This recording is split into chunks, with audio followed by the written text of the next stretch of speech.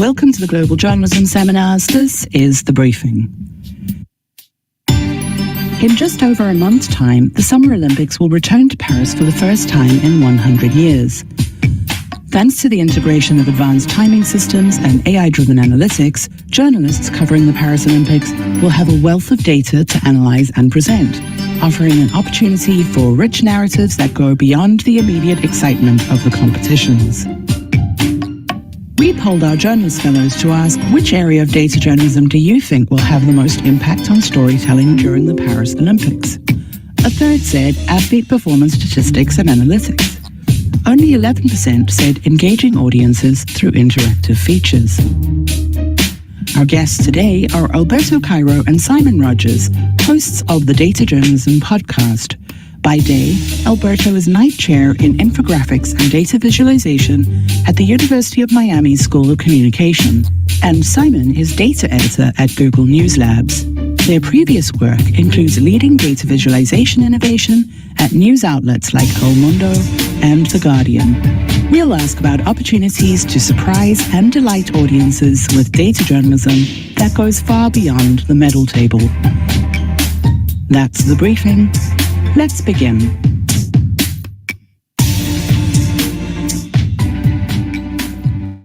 Welcome to the penultimate Global Journalism Seminar of the 2023-24 academic year. And I'm so very pleased to have joining us from Miami, Alberto, who is Knight Chair in Infographics and Data Visualization at the University of Miami, their School of Communication. He previously worked as Director of Infographics and Multimedia at Editoria Globo in Brazil and served as Head of Visualization at Spanish daily El Mundo. And he's authored several books on data visualization that are now used as textbooks in the field. And he's known for his advocacy for ethical and accurate data representation. Welcome, Alberto. Thank you. It's a pleasure to be here. Thanks for giving me a chance to cough. And joining us from San Francisco, Simon Rogers is Data Editor at Google News Labs, where he works on innovative ways to use data in storytelling.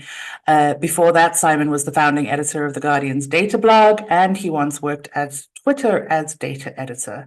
Simon is a champion for open and accessible data for all. And together, Alberto and Simon present the Data Journalism podcast, where they interview the world's top data journalists and explore how data is changing the world of journalism.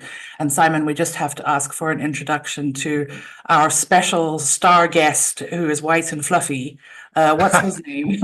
Oh, that is Biscuit, Biscuit. Is he's on the lookout for deliveries. Excellent. But which are obviously dragons, pretending to be postal workers. This is the problem. So he's there, but he's now sleeping. So hopefully. Good job, Biscuit. Well, he's our most common guest in the podcast. He is. This is true.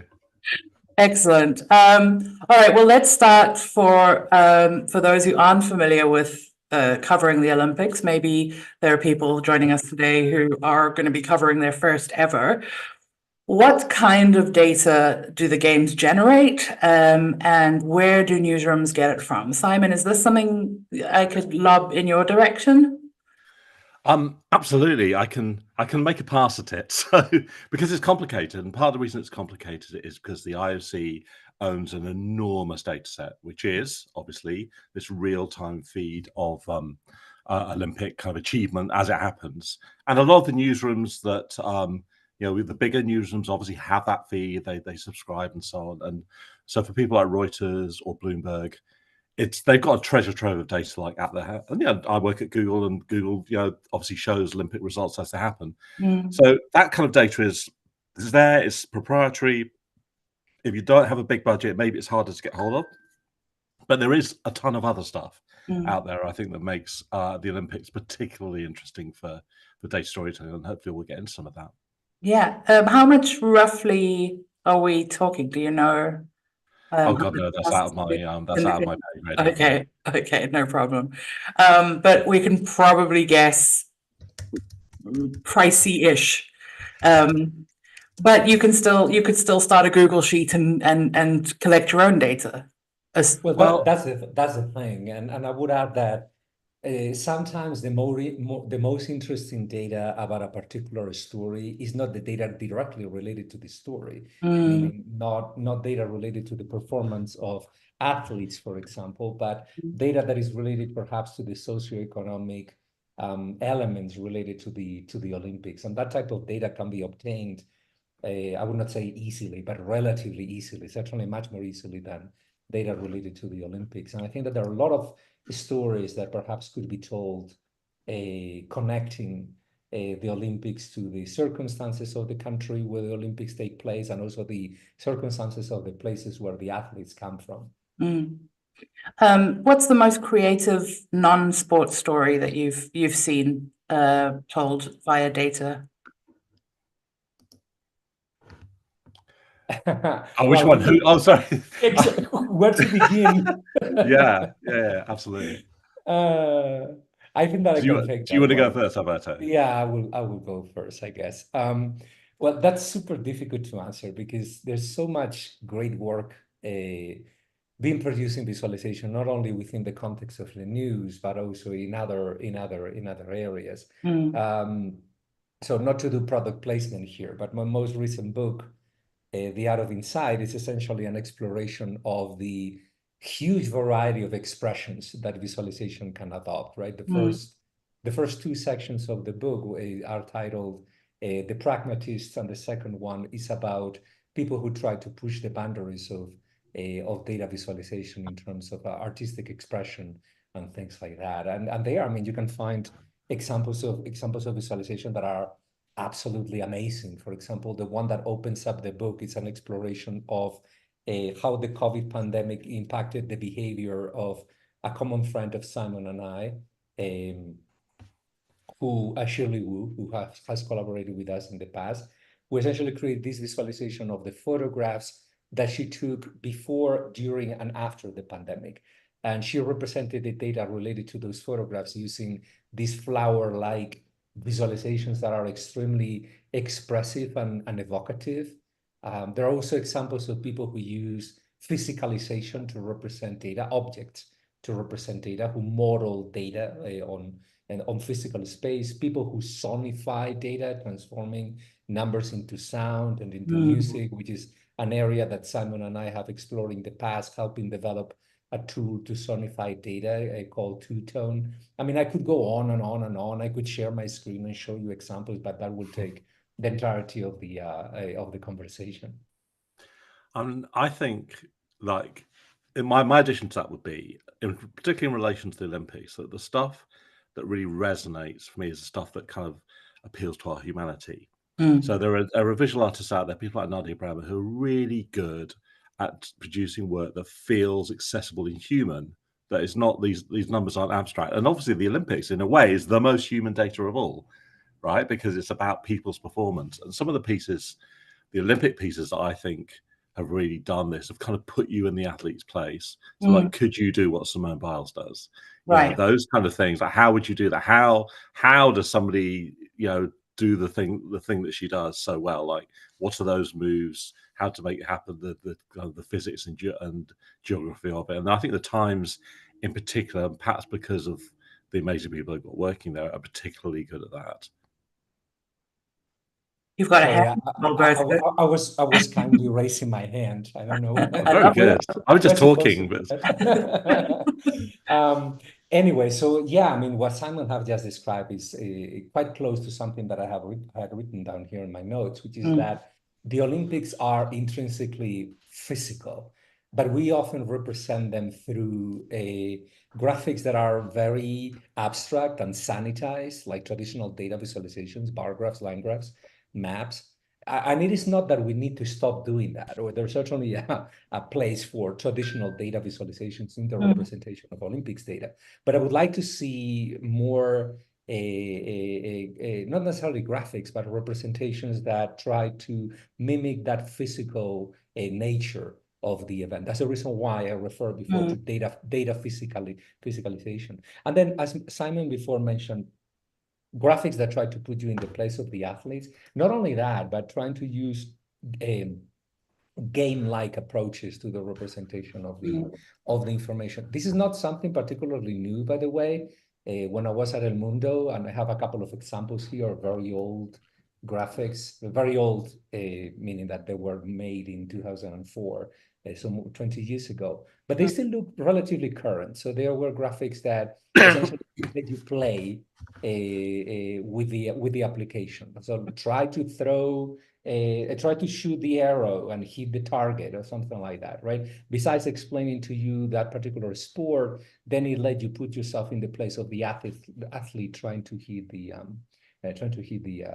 target. And that type of engagement, putting the reader at the center or putting the reader in the control of the visualization, that somehow I have the feeling that increases engagement on the part of the reader. Let's take a cue from your book, Alberto, and deal with chapter 1, pragmatism, and then chapter 2. Let's go into the unexplored territory. But pragmatism, what are the data visualizations that are expected and have to happen around the Olympics? And do you have any tips on how to make the expected have to happens? I'm thinking medal tables more engaging.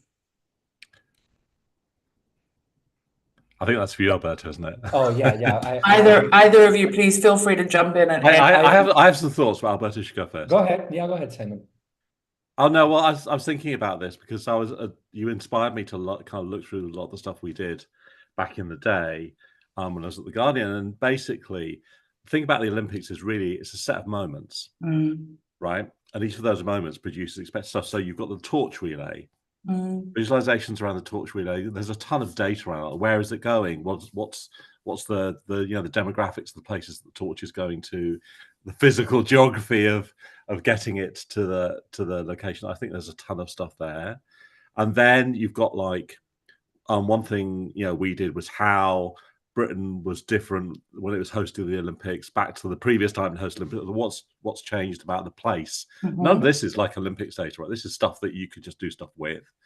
So that again is another kind of moment. And then so by the time you even get into the sports, there's a lot of stuff you can do. But in terms of the expected, with the medal tables, the obvious thing, and we have done the obvious, is to look at what if how would you balance out those medal tables? Like what if they were reflected population or they reflected GDP or like Fiji or somewhere like that, which always gets a ton of medals for a tiny place, right? What if you can kind of add context to those basic things you've got to do? You've got to do the medals table, sure, but then you can add context and information to it. Like we even did something where we looked at the Team GB medalists and their kind of socio-economic backgrounds. So you're kind of building on the data that's already there. Maybe I'm jumping ahead from your question there. I have a little bit more to add to that, to the answer to that question, which is that, I mean, I come from a tradition of visualization that is very grounded on art and on illustration. I began my career in 1997. So at that time, there was no talk about data visualization at all, right? Data visualization really became really popular in news media around 2008, 9, 10, something like that. But I was already working in the news industry for more than 10 years before that. And there is a huge tradition of illustration-driven graphics that in part has been lost because of the dominance of data visualization. Again, the sanitized representation of information, the lack of physicality in the representation of the information. I would like to see more graphics that use actual hand-drawn illustrations, even to represent data. So if you do the medal table, don't draw it in Adobe Illustrator and create this sort of like super shiny, just do it by hand. So like the imperfection of the representation adds flavor and adds personality to the display that you're creating. We were discussing that before we went live, how you've become more attractive in an age of AI to what is handcrafted.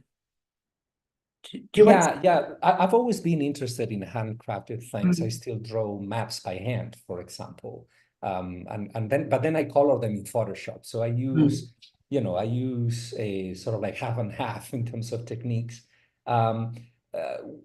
As a reader, right? This is not as a designer or as a data journalist, but as a reader. I like to see things that have personality and uniqueness. So every bar graph is identical to any other type of bar graph, unless that you add something that is truly yours, either in terms of the data that you use or the angle that you use to analyze the data, or in terms of the style that you use to represent the data. Style is really important. In data visualization, there has been for quite a while what I call in my most recent book, The Art of Insight, the Tuftian tradition, after Edward Tufte, who is a very influential data visualization historian. And the problem with that is that Tufte has a very personal view of what data visualization should be. Highly sanitized, hyper precise, always representing the data first. And there's value in that tradition. But at the same time, that tradition also overlooks the importance of, again, uniqueness and style in graphics, and personality and imperfection sometimes, in order to represent, let's say, the uncertainties of the data, the imperfection of the representation. It mimics that sort of underlying uncertainty as well. And hand-drawn illustrations, hand-drawn graphics, or graphics that try to mimic that style, that imperfect style created by the human hand, have a lot of value, in my opinion, and they become really warm, so to speak. Data visualization is very cold, very cool, but things that are made by hand, handcrafted, they become more valuable.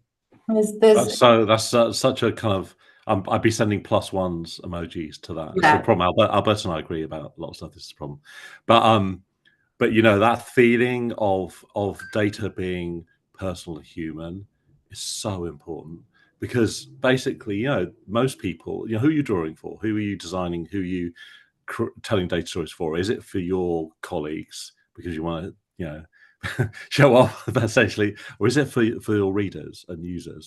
And how accessible do you want to be? And so this kind of rise in really beautiful hand-drawn graphics, things like the stuff that Mona Chalabi does, which are incredibly powerful visuals, which are really basically her, but they're very accurate. You can measure those her charts against bar charts and line charts and so on, and they are exactly accurate, but they're also human and accessible. And that's with this, the Olympics is the most human accessible thing there is. It's in our living rooms. We're seeing this stuff all the time. We're kind of suddenly discovering all these people we didn't know in each field. So what is it about them that makes them who they are and how they get there? I'm hearing that there's room for emotion in data visualization, and the Tuftian numbers clinical model is not fit for a digital age as much as it was.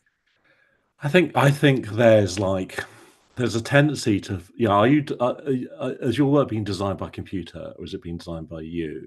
As a journalist, are you telling the story, or is a computer telling the story? In which case, what you're doing. I think it's bringing yourself to it. And data isn't abstract. It's not like something that has nothing to do with people and humanity generally. So bringing that, and especially with a story like the Olympics, because it covers so many different writers.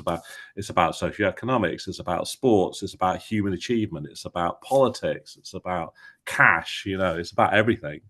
Yeah. So getting that across, and I can remember there was a thing The Guardian did a few years ago where they gamified, had this little Olympics game, could you be an Olympic runner? And you were and it was little 8-bit Olympics game. It was great, it's fun, but there's also real data behind it. So yeah. Okay, one more question under the pragmatic column, and then let's go and look at the weird and wonderful. The weirder and the more wonderful it will be. But if you were sitting together in a newsroom now, you've got 37 days before the Paris Olympics kick off. What is the team that you bring together, and what are the questions that you're asking as a team to plan the data visualizations that will surprise and delight your audiences? I love this question, because there's also the inference that there is a perfect team, and I think if we knew that, then we would know everything. I think it's very personal to whoever's there.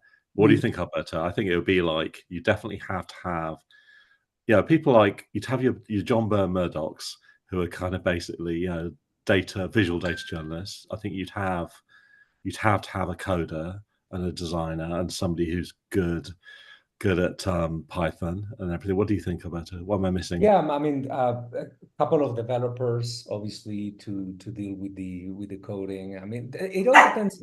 Again, it all depends on what you really want to focus on. If you want to do a pure data-driven operation, then obviously a front end or two front end designers, someone who a person or two who can analyze data and who have domain specific knowledge, because that's super important to analyze data.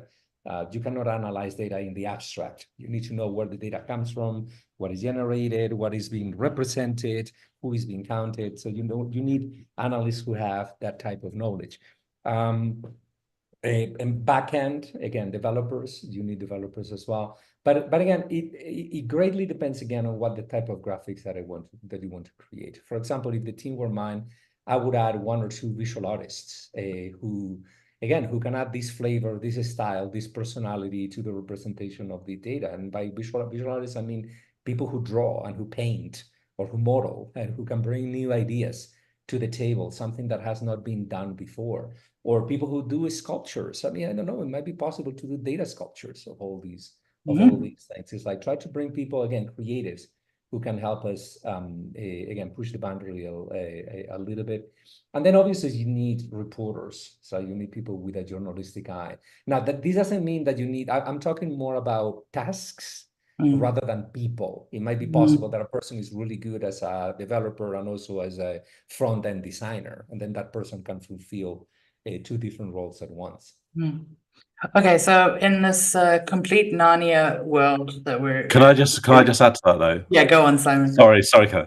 So I think this is all great, and I think the fun component is almost like the most important thing. But also, what's important for you as an organization? Say if you're a small newsroom, you don't have resources. Like, what is important for you? Is it to relay meta information? Is it to have like a commentary take on it? Is it to have like a visual, it's fun, something that will go viral, something that people love on TikTok? Or what is it that you're trying to do? And I think sometimes people just dive into it and let a million flowers bloom without really thinking about what's strategic for them. So stepping back, which I'm totally guilty of that. So like just stepping back and thinking, what am I actually trying to do here? Do I want to be like the social Olympics organization? Are we the social Olympics campaign that everybody looks at? And just really focus on that and do that properly and well, and not try and do everything, because you can't do everything successfully. You're setting yourself up then for disaster, I would say. So what are we trying to achieve? What are other people doing that we don't want to replicate? Yeah, I mean, say there's like an Olympic medal feed that you can get, and it's fine. It's not the most beautiful thing in the world. It's fine. Do you want to spend the time and effort to make that really beautiful? Or do you want to do something, a particular angle, or focus on like, medalist heights or something? I don't know, something that's fun. Instead, I don't, and that I just think having those conversations before you start will really shape the kind of team you have. Like Alberto said, having a visual artist or somebody who can just draw stuff that's lovely. Yeah. Maybe that'll have a bigger impact for you. If you get like a ton of social engagement, maybe that's more valuable for you than getting like a 2% uplift on Olympic pages. Yeah. So maybe it's defining the questions before you define the team. Yeah. Good point. Or thinking about the type of organization that you are. It's like, if I had to put together a team, the first thing is like thinking about are you a general newspaper? Are you a sports publication? Or are you, as Simon said before, a commentary publication? I would think differently about this project if I were working, let's say, for a Harper's Magazine, although they don't do a lot, or the New Yorker, although they don't do data visualization. But if they did, I would produce different kinds of visualizations for the New Yorker than I would do for, let's say, El Mundo, which is a general, or El País in Spain, a more general readership newspaper. Okay, fair. Yeah, but if your focus is like Gen Z, I can't say Z, Gen Z, like young people, like maybe you're wasting your time doing things that work great on desktop. Maybe that's a complete waste of time, and it's nice because we all want that feeling that we get from a paper full page. But ironically, like something that's in print on a paper full page that's beautiful might have more impact for that audience than something that works on a desktop in ways that people just don't use. Okay, so we're a magical, mobile-first, young people targeting app news product, funded heavily by Jeff Bezos. So we've asked these questions and we brought together a team with a couple of developers, couple of front-end designers, couple analysts, couple journalists, couple visual artists. What are the questions we need to ask now as we have our first team meeting about how we approach the Olympics at I'm going to call it dream news outlet.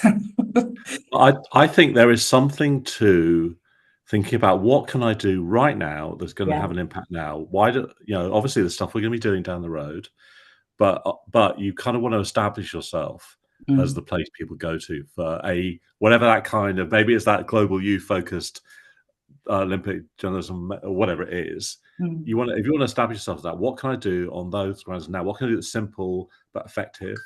And like right now, is it like where the money's coming from? Can I do something? Can I do something today about how the Olympics, are being funded? And where's that money's coming from? Where it goes? About all the sponsorships, stuff like that. There's stuff that's happening right now. What training has happened? Like how much money is each government putting into training and stuff? And there's just like there's a ton of pre-stuff you can do. You could do the historic stuff as well. You've got like all those medal tables going back decades, right? Yeah. All of that you can pretty much grab that from Wikipedia right now. Yeah. Just do stuff with it. That would be my first question. Nice. And then start planning ahead. Like, what is the stuff you're going to do during the games themselves that is unique to you, that's different to what everybody else is doing, that makes sense rather than just taking a wire feed? How do we establish ourselves front of the pack? Yeah, like so that people start looking for you. Nice. To tell that story. Nice. I was going to add that I would approach that meeting sort of like in two different directions. One of them is to first think about what needs to be done and what can be automated on the one hand. So it's like what type of service we need to provide to readers in terms of what can be quantified and presented. Easily the medal table, the stats related to athletes and the different categories. That's sort of like the bread and butter of covering the Olympics. And it can be highly automated. But then the most interesting part, in my opinion, and I mentioned this to you before the meeting began, and I also shared in social media, my complete lack of interest for sports in general, but I'm extremely interested in everything that surrounds sports. Yeah. And the Olympics are always a reflection of a particular place and a particular time. So how the Olympics have changed historically, reflecting the times, right? Think about the Munich Olympics, for example, in the 30s, right? That was a particular representation of that particular moment in time. The social, political, economic situation was somehow reflected. The Olympics are both a reflection and also a product of their time. So how the current Olympics reflect the current times. For example, there is an increasing interest in environmental issues. There's increasing interest in equality. There's increasing interest in LGBTQ issues, right? And this is something that I think that is very much on the news these days, sometimes for very, very bad reasons, because some big organizations have fueled a moral panic against LGBTQ people, particularly trans people. And I don't want to name names, but I will. The New York Times, for example, very recently. So yeah, we don't look to anywhere, right? So there is something to be said about representation in the Olympics. How do they reflect the present moment? And also the time and the place, right? So how do they reflect the city, or how is the city going to react? How the place where the Olympics are going to take place, how they're going to be changed, or how are they being changed? Is that change positive? Is it negative? Has it been positive or negative in the past? Providing that type of context, I believe, is also quite important. Love it. I'm going to ask you one more question, then I'm going to go to questions submitted via Q&A and questions from the room downstairs. So bring on your questions. But last question from my side. Paris has been very loudly marketing the idea that these are going to be the most sustainable games ever. How would you use this team to use data visualization to either monitor those promises or tell the story of the delivery of those promises? That's a really interesting question. And I think there is like one thing I would look at like early would be what the legacy has been in different Olympic cities. Mm, What the promises were, promises made, promises were they kept, mm, yeah, and I think you've got some great examples like London. I think actually a lot of that stuff is still very much in use, but in other cities where it's not. So there's something about that. I think there's something about you could do like a carbon Olympics, couldn't you? Like compare each games to how much carbon. I'm sure there's like some way yes. you could estimate that. One thing I was thinking about the kind of the youth angle. I mean, looking at a lot of the ways that a lot of really good people use TikTok around data is so interesting. Where they'll have like a screenshot or something behind them and then talk to it like a human. And I think maybe there's something you could do with that.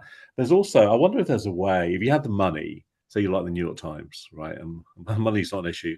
They did this piece around air pollution a few years ago where on your phone you could see particles floating in the air for different cities and what Mm, the equivalent would be, and like in front of you. It's very cool. Like this is California during the fires, this is Delhi today, and very neat. And something like that, which you might be able to monitor real time because you can monitor AQI and stuff. There's things that you can monitor that aren't Olympic things during the game. You can monitor because there are going to be a ton of people just turning up. All these flights of people going there, oh, and yeah. so it's like there is like a ton of ways. I would love to know what measures the Paris Olympics team are using to define that sustainability. Like what are they deciding counts, and then hold them to that.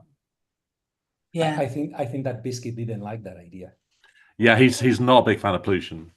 Biscuit is the best. I haven't smiled this much in a seminar ever before. I think Biscuit is my new official support. What is it called? The support animal, and he needs Oh, to. he is there for it. He actually does have an Instagram account, which is mostly him on the beach, I'm afraid. But, yeah. I was going to add, by the way, before I forget, as long as you talk about pollution, that brought back to memory a project by Reuters from 2018 titled "A Window into Delhi's Deadly Pollution." That is Yeah. essentially what they did was to position a camera on the same on a roof for a period of time. I don't remember whether it was a month or something like that. And they took a photograph every single hour or something like that, and you could see sort of like pollution changing over the day, how the smog increases and decreases throughout the day. And they represented that graphically through line charts, but then they pair that through the photographs, and it's a striking project. I showcased it in my most recent book. It's super I interesting love project. that. Love that project. And I think it's just a good reminder you don't have to rely on other people for data. I know we said this at the beginning, make your own data. There's nothing to stop you. Like if you were like a Paris local news outlet right now, there is a ton of stuff you could just make for yourself. You don't have to wait on the IOC or somebody to generously give you their data. You can just make your own. Mm. I am still waiting for questions to drop. Nudge, nudge, wink, wink. People downstairs and people online. Come on, feed us, please. But while we wait for them, let's see, what do I have in backup? What's the most exciting sport at the Olympics to create a data visualization for? Oh my God. I think it's always, I do actually have a thought about that. I think it's always the youth sports that people don't know. Right. So there's a load of stuff this time. What is it this Yeah. time? There's like Skateboarding, skateboarding. Exactly. I mean, breakdancing for the first yeah. time. So what if you could show how to do like a skateboarding move that somebody does in the Olympics, and that against that human thing. And the great thing again about something like skateboarding, it's a gaming phenomenon already. Maybe there's a way you could tap into that gaming feel a little bit. And then something like breakdancing. I think certainly when we're thinking about, so on the trend site, we'll have pages that are about how people are searching for, I didn't mention that. So I work with Google Trends data. There's a site which is public and free to use called trends.google.com. You can go there and explore any sport and how people are searching for it in real time. So that's real-time data that's downloadable and accessible if you're, again, looking for another data source. Nice. And you can see, what are the questions that people are asking about breakdancing during the Olympics, and also the people that who are suddenly kind of coming up that you've not heard of, that are new, and what are people asking about them. So I just think there's so much potential there. Yeah. God bless you, Jassim Haroon. Let us know what country you're from, because we love to keep track. But Jassim wants to know, can you give me some great examples of data journalism, please? And I know for a fact that Alberto has 16,000 tabs on his computer already. That I can show. Yeah, Do your thing. yeah. As much as I'm not interested in sports, I'm extremely interested in the visual representation of sports. So I'm going to give everyone essentially a few places to go where you can see great examples of visualization. So if you don't mind, I'm going to share my screen. Go for it. And give you those sources. The first place to go, I think, is flowingdata.com. This is the website by Nathan Yaw, who is also the author of a couple of books about data visualization. He has recently published the second edition of his first book, Visualize This, which is truly great. I strongly recommend that book. But in any case, in his website, he has an Olympics tab, an Olympics category. And here he collects and comments on graphics related to sports that he has seen throughout the year. So this is a great source of inspiration. It's one of these collection of graphics that you can go to essentially borrow ideas from. One of the things that I always tell my students is that one of the best ways to learn data visualization is to try to copy, but not in the sense of plagiarizing people, but trying to borrow ideas and mix them up somehow. So this is a great place to go to get inspiration flowing. Dali said all art is imitation. There you go. All art is in part imitation. You always need to go beyond the mere imitation, but yeah, that's true. Another one is a Data Sketch. They have this website, the best visualization of the Tokyo 2020 Olympic Games, and they collect tons of examples of graphics. These are much more recent, obviously. These are from 2020. There's a very good one by Bloomberg, this one here, that I really like. This sort of like cartogram type of visualization is really well done. I by the way, recommend people to go beyond the usual suspects. And by this, I mean, we all love the New York Times, and I love the New York Times. I have many friends who work at and former students who work at the graphics desk at the New York Times. We always talk about the New York Times. We need to talk about the other organizations. Yeah. The Washington Post produces great work, The Economist magazine, Bloomberg, Reuters, and even local organizations. And you can see some examples in this page and also on this page. By the way, this refers to Flourish. Flourish is a freemium data visualization tool, and they have this article that I hadn't seen before. I noticed it before because I read this page, how to visualize the Olympics, and they have plenty of examples of how simple graphics that can be done to visualize the Olympics. And then there's plenty of articles about that, about visualizing the Olympics. This one is from 2014 by Night Lab. So I don't know whether you want me to post all these links in the chat window. I would love you to post those links in the chat. Thank you. Thank you very much. Just say with Flourish, I mean, so just obviously as we're transparent. We actually funded Flourish when it was starting. Oh, I didn't know that. It's a fantastic tool. It's you can do a ton of stuff free in it, and it's just because it's built by data journalists. It's a great data journalism tool, and I would super recommend it for anybody who's just starting, or even we use it all the time now. It's fantastic. Aditya Kemka says, we've talked primarily about representing the Olympics from a global perspective. What about representing the Olympics from a particular country's target audience in mind? Do you stick to following the home team? How do you create enough excitement about other countries' achievements? I think, yeah. That's really good. I think that's a really good question. Yeah. Because there is a natural bias to just do stuff that we know, and we know is like kind of, people are gonna want to do that. I think showing and this is where actually the alternative medals table can help, because you can show if a country's punching above its weight, like Grenada did in 2012. You know, like where you can actually say, well, if we take population into account, we're doing really, really well. And I think that's fine to be cheerleading for the home team in that way. Yourself in context and showing how it fits in and what are other countries doing that's different to what your country is doing. So you bring in the kind of the global perspective from in a way that's relevant or understandable to people. That would be my advice there for sure. Yeah, good shout.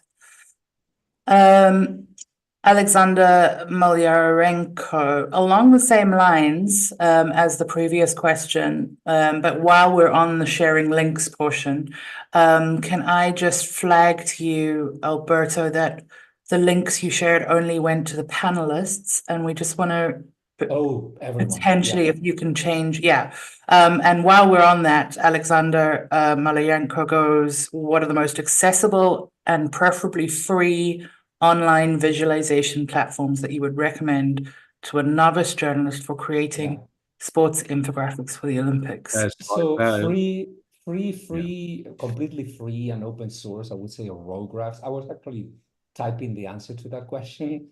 Good. Post it here.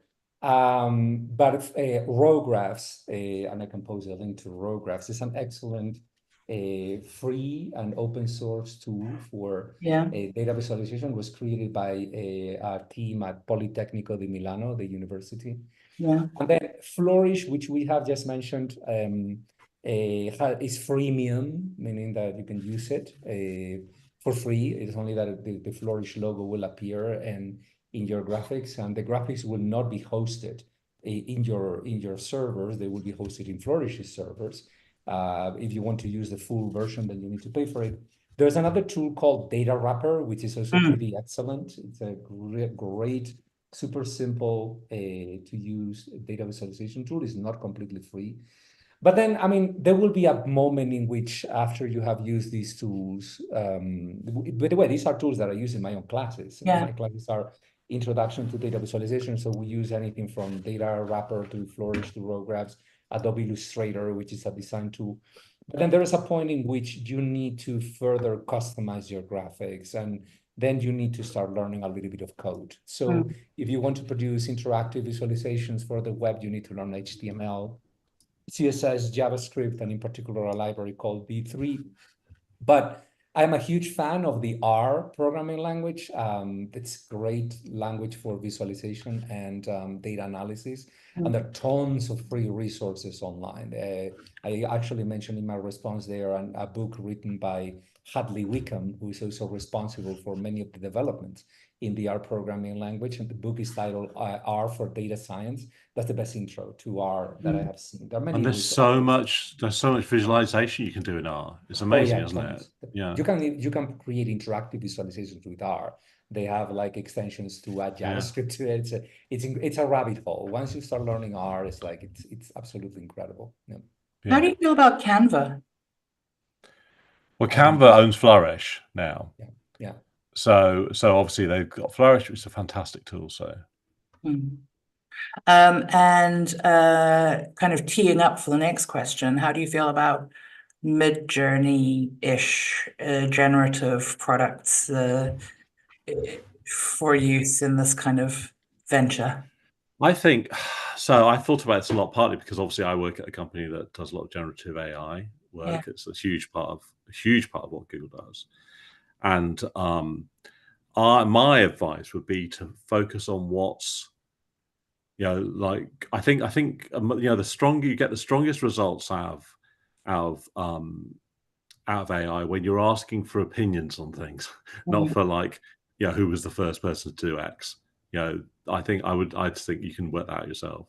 So what are you going to get out of it? And maybe there's something you can do around the text generation, around the context.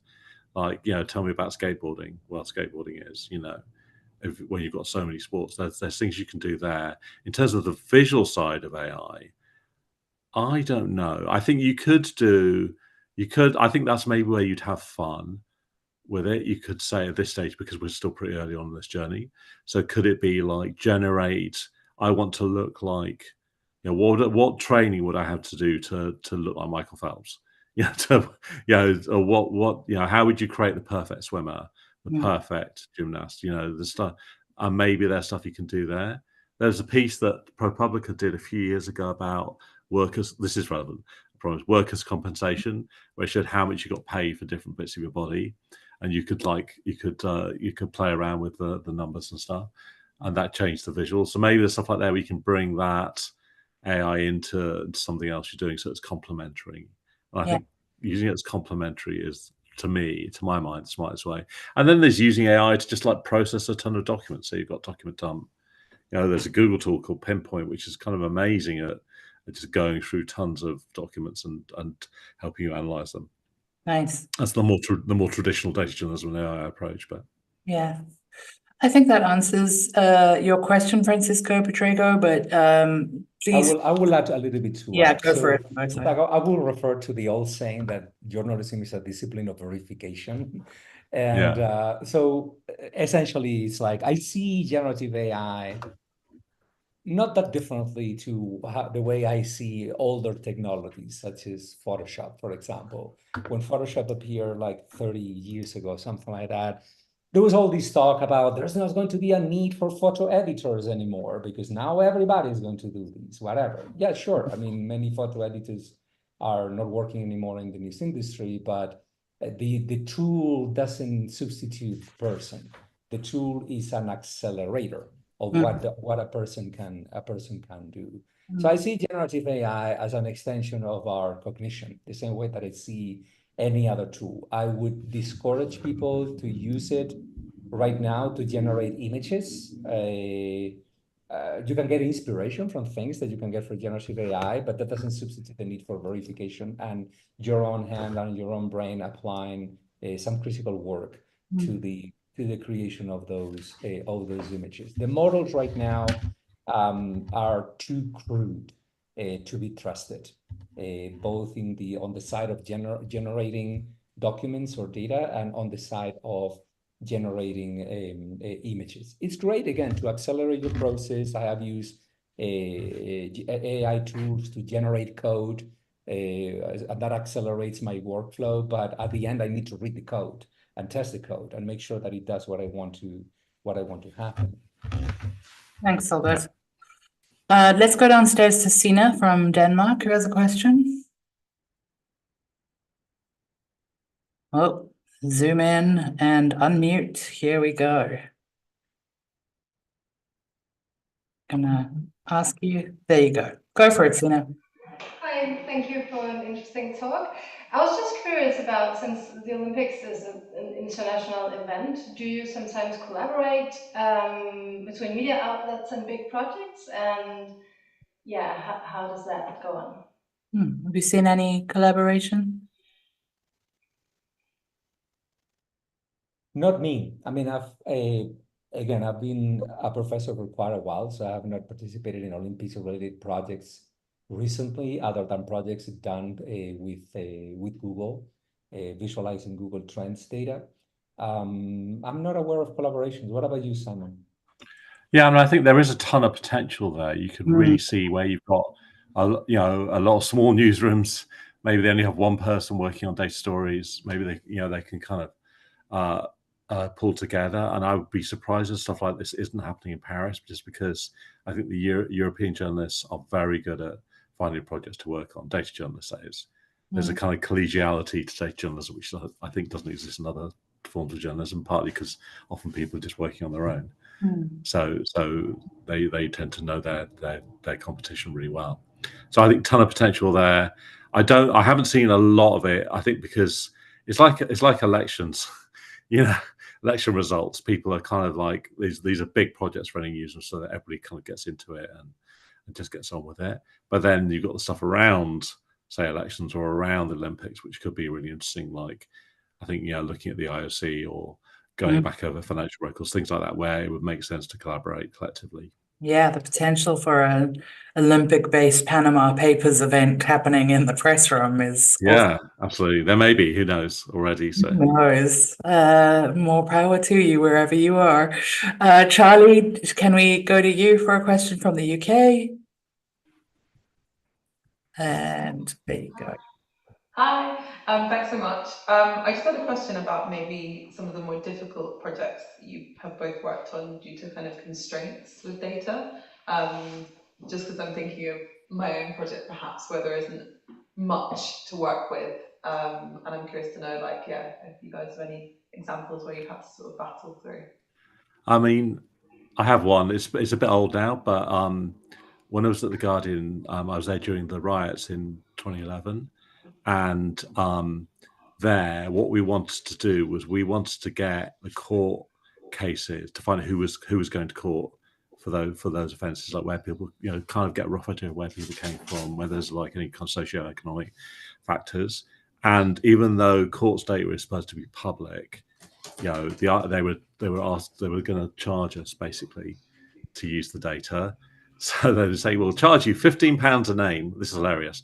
So we went to the Ministry of Justice and just said, you're supposed to be all about open data. Can you not just put an instruction around to the courts to just like release the stuff at the end of the day? So they did. And then we got swamped with everything.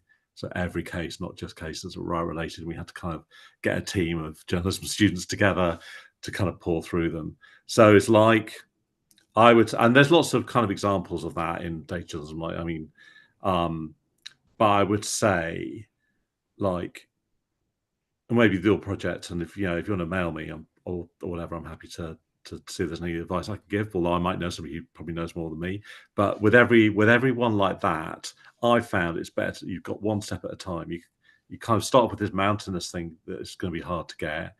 But you've got to kind of like do it one bit at a time. Don't think about the whole mountain. Think about what's the next thing that I can do, the next little bit that I can get to bring it forward. And there is a ton of, there are a ton of levers that you can pull from freedom of information to, to just pressuring people on the phone. Emails never get anywhere, but actually people hate being rung up and harangued. So, there's a lot you can do there. And I think a lot of that is just is like the journalism side of it. And then you've got the data analysis side of it. But when you've got the data, then there's a ton of tools you can use to go through it, whatever it is. Does that help at all? Sorry. Something that I was going to add before and I didn't may be relevant to the answer to this question, which is sometimes we journalists tend to sort of like look into getting the data always from the same sources, like governmental sources, in this case, the Olympics organization. I mean, we can expand the scope even. What about academics? What about researchers who do research about sports, right? So one thing that I would like to see more is using researchers not only as sources of information, but also as collaborators in projects, right? It may be possible to create a collaboration between your news organization and an academic institution, and then creating projects together, right? That can be done. And I know that there are certain academics. I work with people, for example, who study weather and climate change, and not all of them, but there are many people who are very willing to put the word out there of everything that is happening related to the environment, and they're willing to not only give you data, but also to help you understand the data better. So perhaps that is also true about sports. Chad, do you want to explain a little bit about the data set you're working with? Maybe Alberto and Simon could troubleshoot a little bit with you. Yeah, I think it's more, and this is partially down to like me not having time to really get into the nitty-gritty of it quite yet. But it's more that I'm struggling with how to pull the data, if that makes sense. So essentially I'm working on a project which is looking at missing people in the UK, and the types of media coverage that certain demographics of missing people receive versus certain other demographics. There's a lack of data in general when it comes to like race and gender of missing people. There has been some academic work that's been done around it, but nothing that I have been able to find about like news coverage, like media coverage. And I had this grand plan that I was gonna scrape data from the websites and create a framework which was based on all these different demographic factors, but I'm not smart enough to work out how to do that by myself. But yeah, so there's a complete gap. I need to find it somehow, and I also need to figure out how to use the data I do have access to, like, in the best possible way. I'm really sorry that I actually have to jump in a minute, but because this is quite a complicated thing. So I would say, really happy for the organisers to connect us and with Right. Alberto as well. There are a ton of scraping tools. It might be you don't need to, but maybe you could share some examples then of what you're looking And at. how and big is the we could help data there. set? How many people are we talking about in the data set? I wouldn't even be able to tell you at this stage, but I guess it's more, maybe not how many people, but the length of time would be the relevant thing here, I think. So like how many years back we would be looking at. We know that 170,000 people go missing each year. Yeah. I'm asking this because I have seen in the Simon needs to jump out. I'm really sorry, guys. Thank you. Thank you, Biscuit. Have a wonderful day. Thank you for your time. I can stay a little bit longer. So so you were mentioning, the missing data. You have names of people, but perhaps you don't have their gender or whatever. Depending on how big the data set is, sometimes you need to fill in the gaps manually. So there's a project that I showcase in my most recent book by a data visualization designer and data journalist from India, Gurman Bhatia. And she did a project about the songs in Bollywood movies and the singers who sang those songs. And obviously there's not a public database about that. And she put the database together by hand. Essentially, she wrote that she spent months putting the database together herself, writing it down, writing the names, then trying to identify the proper gender of each one of the singers, which was much more difficult than she thought it would be. So she had to make lots of phone calls, talk to historians of Bollywood movies and things like that. It's like sometimes, particularly when it comes to beginners in this field, sometimes people expect that data is going to be out there, ready to be used and clean, ready to be visualized, and that is not the case. It's like I always refer students to watch the Spotlight movie. I don't know, or probably you watched that movie, but there's a scene in which you can see the reporters from the Boston Globe essentially writing down the data from books, copying data from printed records onto a spreadsheet and spending months doing that. I tell students, that's how it works. Scraping data is perhaps not the exception, but it is not as common as you think. And even if you can scrape the data, the scraping, the results will come with mistakes that you need to correct, you need to double check, you need to verify the data. So again, depending on how complex and big the data set is, you may need to do a lot of handwork. Brilliant. And Jasim says, tell us again the name of that book where the infographic is described. Yeah, well, the book is my latest one, is The Art of Insight, but the Art of Insight. But the designer is Gurman. Sorry, let me just send you her her website. Coming soon in the chat. Yeah, I'm Googling it now. In summary, if you are approaching data visualization at the Olympic Games this year, look for the humanity of the games, put the reader at the center of the visualizations you create, contextualize and compare, use historical data. Don't be afraid of handcrafted and hand-drawn. There is room for emotion in data visualization. Create a snapshot of this moment in history, the social, economic, political stories behind the sports. Is there room for cross-border collaboration or cross-sector collaboration? Don't be afraid to create, clean, and patch your own data sets. And my favorite takeaway from today, what would be fun? That's brilliant. Thank you, Alberto, and thank you, Simon. Thank you. For, Thank you so much for having us today. It's been fantastic. We are back for one last global journalism seminar next week with Alex Burns from Politico. He'll be chatting to us about the Olympic Games and not the Olympic Games. Feels like it. He'll be talking to us about the US presidential election. And we look forward to seeing you there. Thank you very much for your time and go well.